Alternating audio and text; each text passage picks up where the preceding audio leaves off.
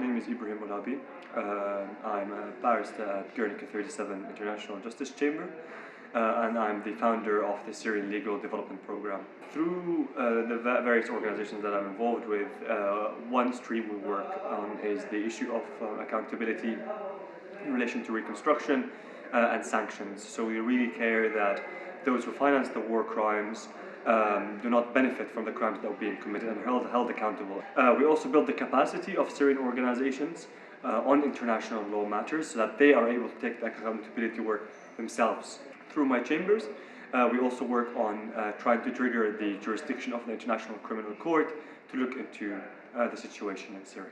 So legal accountability, in my opinion, is one tool, it's one strand. We're lucky that we have a law that is comprehensive, talks a lot about the kind of protection of rights that we're talking about. Law in general, or legal accountability, is one route of many, and in our case it has to be strategic legal accountability because we are lacking the political will to enforce the laws. Well, I think the first thing in terms of accountability is to make sure that the narrative is correct, that the perpetrators are known as perpetrators.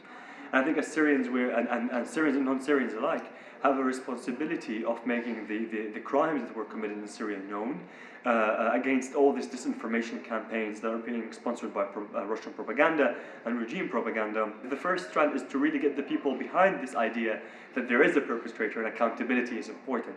And then it is about lobbying policymakers, getting the evidence out there, talking to law enforcement, exploring different areas of accountability within the UK. The UK is a financial hub.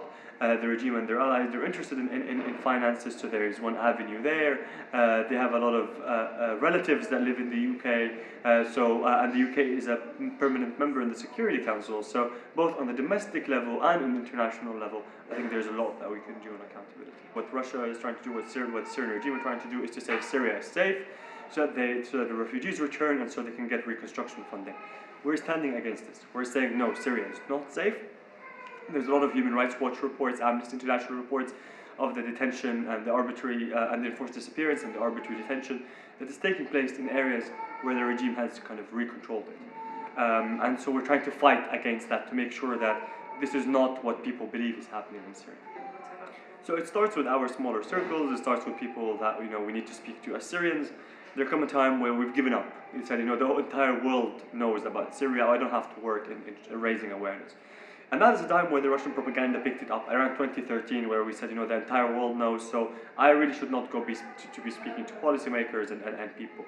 But now we see the importance of that, and we need to keep up this. So yes, it is both on an individual level, on a community level, in terms of the media, events like this even, that connect us to people beyond the people that we know, to connect us to new faces. So we have a role to share our personal experiences with those who are around us.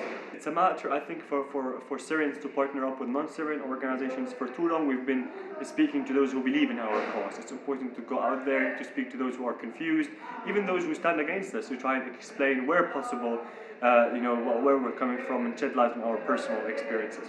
It's a horrible task, it involves a lot of emotions, people are very much vested, we all went through very difficult experiences, and to see someone who denies it is very difficult to put yourself in that position. But that's a fight that we have to be a part of, because the other side is, the war criminals, regardless of who they are, which state, which non-state actors, they're fighting this media game, and it's so long that they care, so should we. Well, I guess the key thing in this conference is that it brought people we've never met before. I was so happy to sit on the panel this morning and see faces that I have not recognized. This means that after 8 years, people still care about our cause, and it's these allies that we need to build in order to push forward with our narrative. The word freedom in itself has become very symbolic in the Syrian situation. And it's so interesting that even the perpetrators, used to slap activists and say, is this the freedom that you want? You want more freedom? I'll give you more freedom, and to continue to slap them, to try and kind of scare them off using that word. But if anything, the title of this conference saying, yes, we still want freedom, dignifies and shows how there's still something worthy to fight for. Yes, a lot of people got tired, and that's completely their right. A lot of people, have said, this is no longer my battle. But on the other hand, we have a lot of people who are still detained, who want their freedom, and in the physical, immediate sense, who are being tortured. And there are people who want freedom as a concept. And I think, if there's one battle worthy of fighting, that would be this battle.